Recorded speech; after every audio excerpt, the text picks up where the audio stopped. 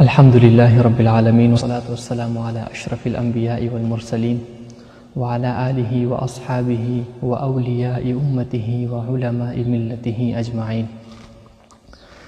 محترم سامعین، یو طرف ته زمونږ معتبرو مشایخو د جمعة الوداع په موقع باندې قضا عمرې اهتمام کړی دی، او بل طرف ته جید علماو د قضا عمرې متعلق فتوه هم جاری کړې ده. د دې متعلق زه وضاحت کول غواړم. الله دې ما ته توفیق راکړي چې صحیح طریقې سره وضاحت وکړی شم. محترمو سامعینو، د ټولو نه اوله خبره دا ده چې قضا عمرې د زړه په نیت باندې منحصره ده، چې ته په کوم نیت باندې قضا عمرې مونځ کې، په کومې ارادې سره ته د قضا عمرې مونځ کې.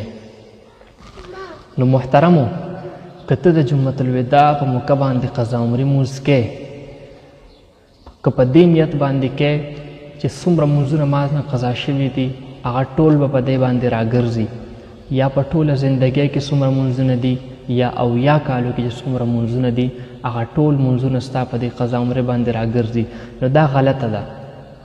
د دې حقیقت نشته، دا یو نوی ایجاد دی او علماو په دې باندې فتوا ورکړې ده چې دا بدعت دی. علما فرمایي څوک چې د جمعة الوداع په موقع باندې قضا عمرې کوي او په دې نیت سره یې کوي چې په دې باندې د هغه ټول مونځونه راګرځي قضا، نو دا بدعت دی. علماو دې ته بدعت ویلی دي، په شریعت کې د دې حقیقت نشته دی. په شریعت کې داسې هیڅ قسمه مونځ نشته چې په هغې سره تا نور قضا مونځونه راوګرځي.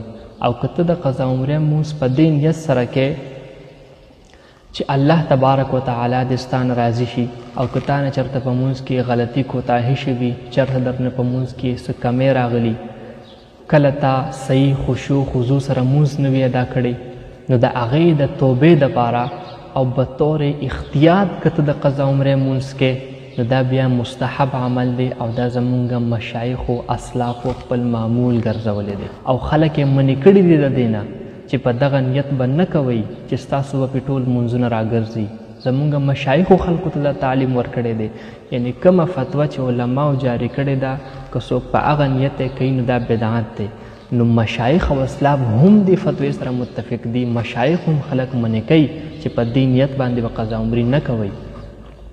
اوس چې کوم خلک د هغه مشایخو هغه فتوه رالی او بیا وایي چې د مشایخو به دا قضا عمرې کوله او دا بدعت دی، علماو دې ته بدعت ویلي او مشایخ دا بدعت کار کوي، نو ټولو مشایخو به بدعت کار کولو. نو زه هغوی ته دا ویل غواړم چې کوم علماو قضا عمرې ته بدعت ویلي دي هغوی مطلقاً بدعت ورته نه دی ویلی.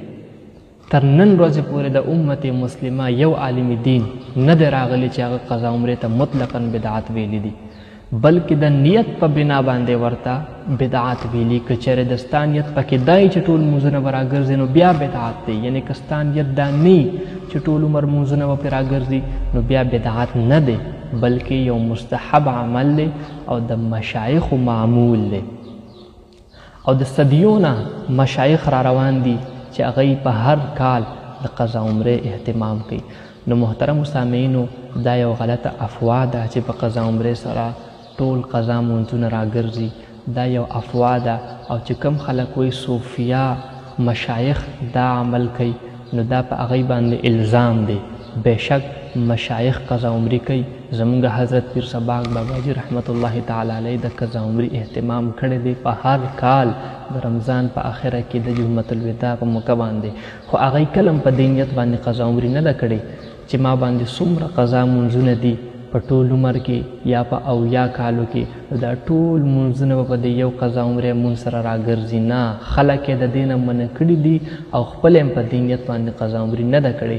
خپله چې کوم دی د الله تبارک وتعالی د رضا کولو دپاره، د الله تبارک وتعالی د خوشحالۍ دپاره او بطور اختیار که چېرې زمونږ نه په مونځ کې څه غلطي کوتاهي څه کمی راغلي، صحیح خشوع خضوع سره مونږ مونځ نه وي ادا کړی، نو الله تبارک وتعالی غفور الرحیم دی، الله تبارک وتعالی مهربان دی.